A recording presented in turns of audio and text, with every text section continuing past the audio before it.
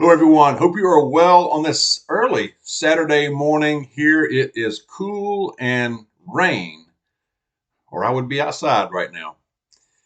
I want to talk about preparing for the collapse, and I believe the collapse has been in process. And we've mentioned this before on the channel, but I also want to talk about some of the things we can do in mitigating it, the actions we can take, the thought processes, the preparation we can take for this, because we know it is in process and it is happening, at least on some kind of level. Hopefully not radical extreme, but it might happen. So I want to go into that. I'm going to try not to make the video too long. This might end up being more than one video. We will see here, because sometimes I just get wound up.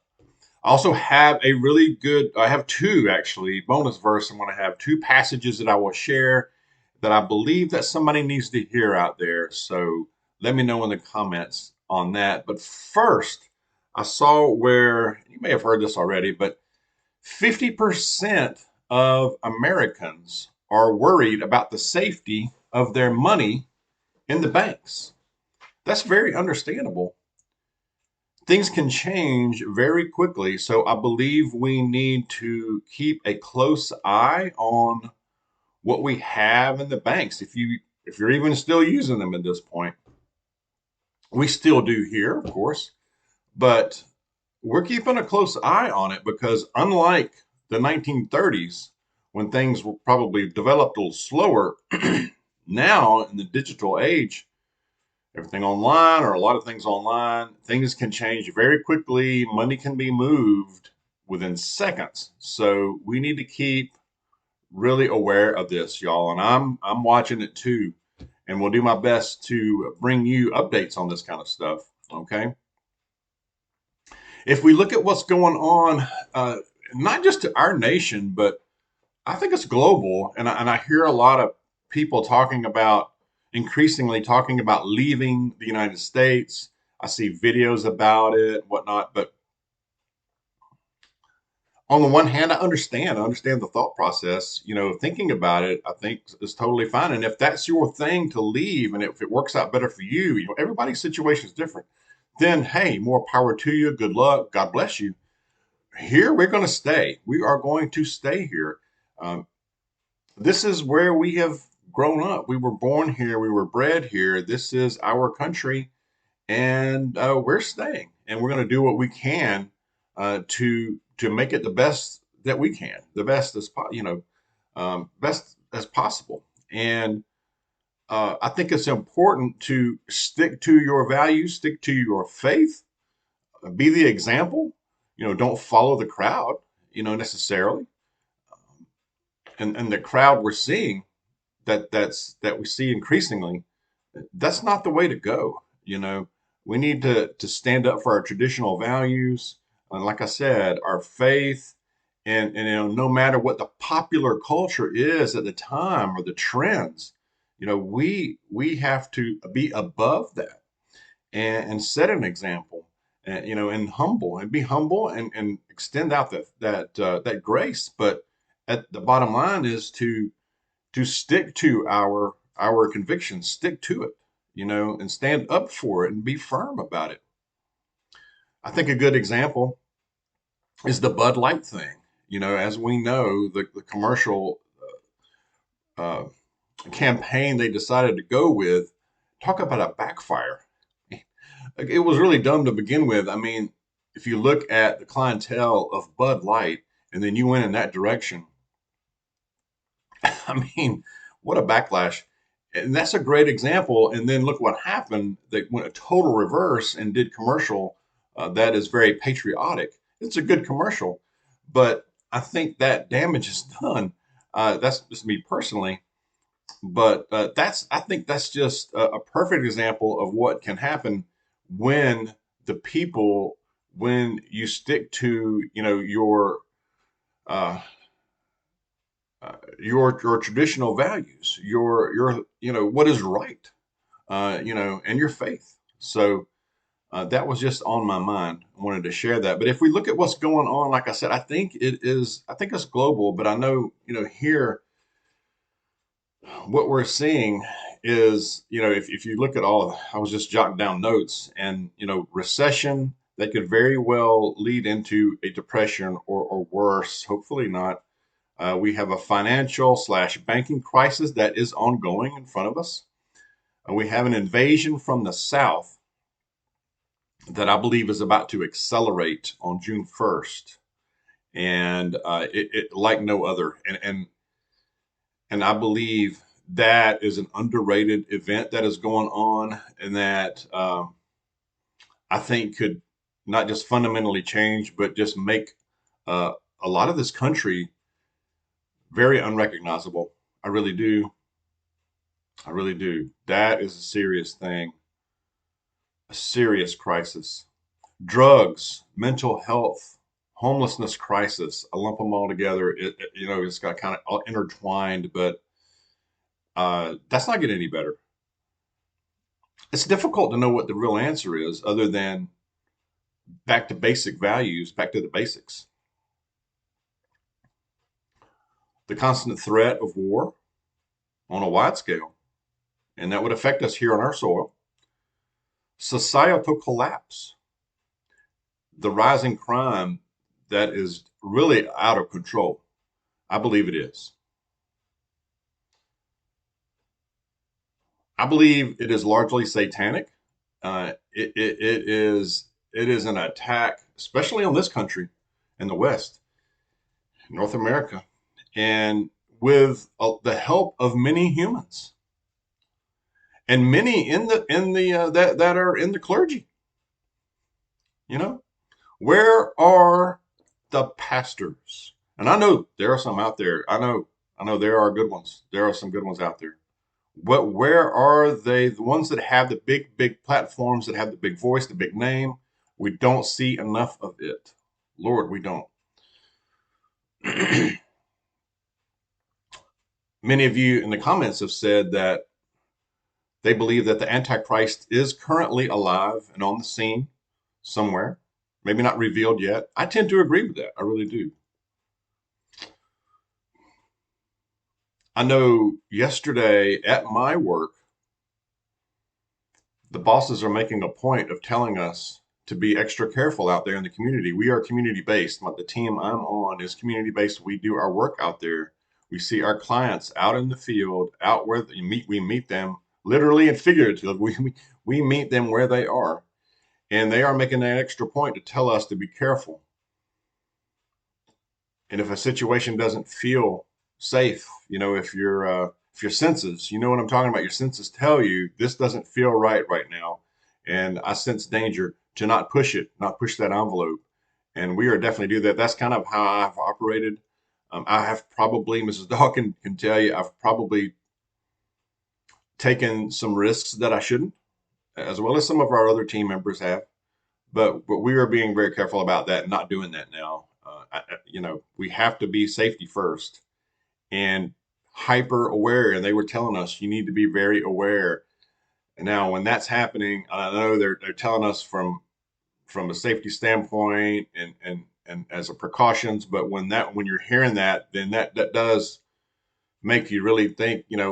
This is being widespread. This is a message to the teams that things are different now. Things have been different. They're just, I think, really addressing it, which is good to see. It's really good to see that. I welcomed hearing that from those in power. But our situational awareness needs to be on full at all times, and I carry that as much as I can. Now, when I go from work to personal life, I'll admit my guard does go down a bit, because the neighborhoods and the areas that we go through at work, are different from where I'm going on the weekends, of course. However, as we're seeing and hearing, we need to keep the radar on all the time, from the moment we walk out of our home, and even in our home, to what is going on around us. Okay. When you're out and about, we're hearing more of just all kinds of stuff, shootings daily. And that's just what you're hearing on the news. I know where I work in the area where I work. Not at home, but where I work, which is not terribly far from where I live. Um, there have been a lot of things going on just in the last week or so. Shootings, out of control crime, domestic, you name it, robberies, shoplifting, out of control. And I believe we're at a point to where the police can only do so much. I'm not blaming them. They can only do so much, but I think uh, things are out of control. You got violent crime, you got a lot of it's drug related, you got looting, you got ransacking. I saw a story where a Walmart near an Atlanta metro area, of course Atlanta, but it's not just Atlanta, it's in a lot of places. But this one in the an Atlanta metro area, I think it was Midtown, maybe Atlanta, to where a Walmart was being ransacked. It was in the evening, but not like overnight or anything like that. But it was being literally looted and ransacked. Police finally enough police showed up to kind of get some kind of control over it. But I think that took a while and a lot of damage was done. Now, how long do you think these places are going to stay open? We already hear about a lot of Walmarts closing in certain cities. I believe that's going to continue, and not just in the large cities. I think it will continue in just even the suburbs, even in your medium-sized towns. This is not going to stop. And so, we were talking last night here, Ms. Dawg and I, and I've heard others talk about this, is that there was a time when we didn't think nothing about just running up to Walmart or Target or wherever at night, forget something, go grab something, and be back kind of late. We just didn't think about it. But now, no, thank you. Not putting ourselves in a situation like that when, you just don't know what can happen. Even during the day, in the middle of the day, I know we went to a Walmart last Saturday, and it's not the first time I felt this, and I've talked with Mrs. Dawg about this, is that, I mean, and I may have mentioned this before here, but I'm in jeans. Actually, I wasn't wearing jeans. I was wearing my outdoor cargo type, pants, outdoor pants, and just a simple T-shirt, and I'm wearing a hat similar to this. And we felt overdressed. Now I know it's Walmart, I know, but thing could be said. We were in a Target not long ago, felt the same way, and we just felt out of place, sort of. I don't know. I guess I can dress down more. I can put some dirt on my face, or I guess I could just go straight from cutting grass to doing that. Could go in there because I look pretty rough. Maybe we'll fit in a little better, but I don't know. I still think you should wear a clean shirt when you go out, even if you're going to Walmart and buying a case of beer or something. I mean, our shirts are clean. I'm just wearing sneakers or outdoor, shoes either too. It was nothing special, but it was a strange feeling, and people are on edge. But I think, but going back, I think a lot of these stores are going to close. I think the trend we're going to see is more closings because these stores are getting robbed blind, and I think we're going to get to a point to where you're going to see stores, if they stay open, or open on a limited basis, or where you can just pick things up, or it's just only delivery as an option. Uh, and that's going to be a different world. And I think that's coming. I think that's the trend that we're going towards. And we have to prepare. We have to prepare for stuff like that. Not only be on guard in the stores, but I think we have to prepare what's coming down the road. And I'm afraid that when the stores are closed and they can't ransack those, what are they going to look to then? They're going to look to you, to you personally, in your vehicle, maybe even at your home. We have to keep thinking about that. No matter where you live, doesn't matter where you live. Okay. Let's be hyper aware in the stores, especially in the parking lot when you are loading your car in and have your back turned to everybody else. Okay. Shop in pairs or more if you can. Safety in numbers is true. Your neighborhood, I think we need to do all we can to at least reach out and, depending on where you live, to reach out to some neighbors and have some kind of dialogue, at least somewhat, and just keep an eye on things for each other. I think that's a key thing. I think it's going to become as we go on, it's going to be key. Local is going to be key, in cooperation and banding together as much as we can on a local basis is going to be big time important. But I believe we have big changes coming. I believe that the police are becoming less and less of a factor. Um, we are going to have to prepare for a time when we are on our own to deal with emergencies of all types. And I will go more into this. I don't want to make this video super long, okay? But more to come. Skills, okay? We'll talk about skills. Um, you know, especially self-defense right now, I think is huge. Self-defense, your self-defense device, whatever that is for you, um, let's be confident that we can use that. And so we have to be two things. We have to be aware of a possible danger coming at us, and then number two, be willing and be confident enough to use a self-defense tool to protect ourselves, to defend ourselves. And all you have to do is go on YouTube or just about any social media, and it's not on the news. You're not going to find it on news, even newspapers, TV. They're not reporting it, y'all. They're not reporting it. And just go on social media, and there are tons and tons and tons of video of out of control crime. Just about any city, any metropolitan area, doesn't matter. Doesn't matter.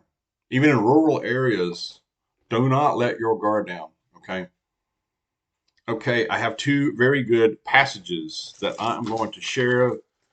First one is First Peter chapter 5, verse 7 says, cast all your anxieties on him because he cares for you. I hear a lot of people saying, I have anxiety about everything that's going on. Lay it at the feet of Christ. He does care for you, and that he is faithful, and that will never ever change ever. And kind of related to it is Matthew chapter 11 verses 28 through 30. It says, come to me, all you who are weary and burdened, and I will give you rest. Take my yoke upon you and learn from me, for I am gentle and humble in heart, and you will find rest for your souls. For my yoke is easy and my burden is light. Amen. All your failures, all your flaws, um, just lay them down. Lay your burdens down at the feet of the cross. It will feel like the house is lifted from your back.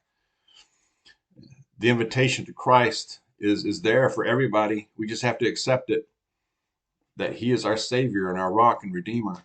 So if something's been bothering you and you still letting it fester on you, you need to let that go.